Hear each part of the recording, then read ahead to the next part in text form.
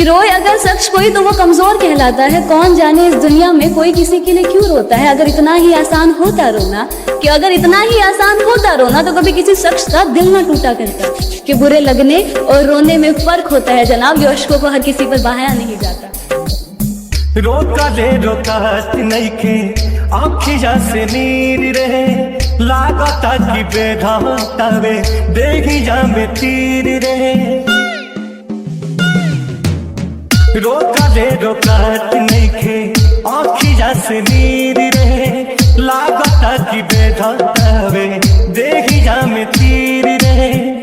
तहाले कबलो बैठ के बुला दे माई रे,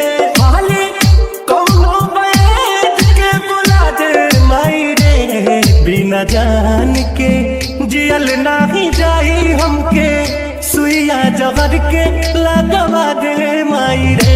बिना जान के जियल नहीं जाई हमके, सुइया जहर के लगवा दे माई रे।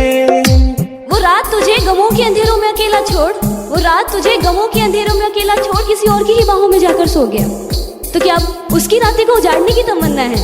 नहीं तो क्या आप भी उसकी खुशियों की दुआओं में सजदों में अपना सर झुकाया करती हो? हाँ।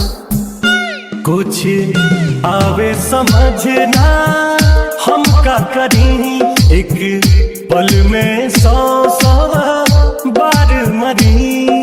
जितेंद्र कुछ आवे समझना हम का करी, एक पल में 100 बार मरी।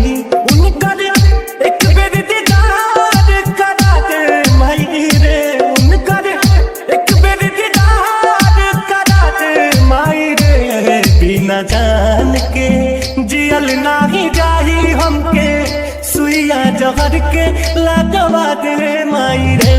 बिना जान के जियल नहीं जाही हमके, सुइया जहर के लगवा दे माई रे।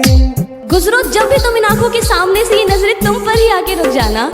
तुम्हारा मुझे देखकर बस मुस्कुरा जाने से मानो मेरा दिल का था बन जाना। तुम्हारे चेहरे की उदासी देखकर मेरा दिल का तुमसे बात करने के लिए तड़प। अब सहल न दर्द सहाला हो दिन, कुंदन जियल नहीं जाला हो। जितेंद्र अब सहल न दर्द सहाला हो दिन, रितेश जियल नहीं जाला हो।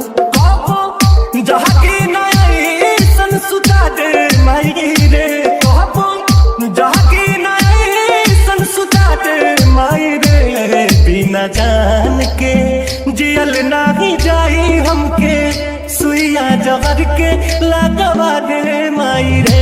बिना जान के जियल नहीं जाई हमके, सुइया जहर के लगवा दे माई रे। जितेंद्र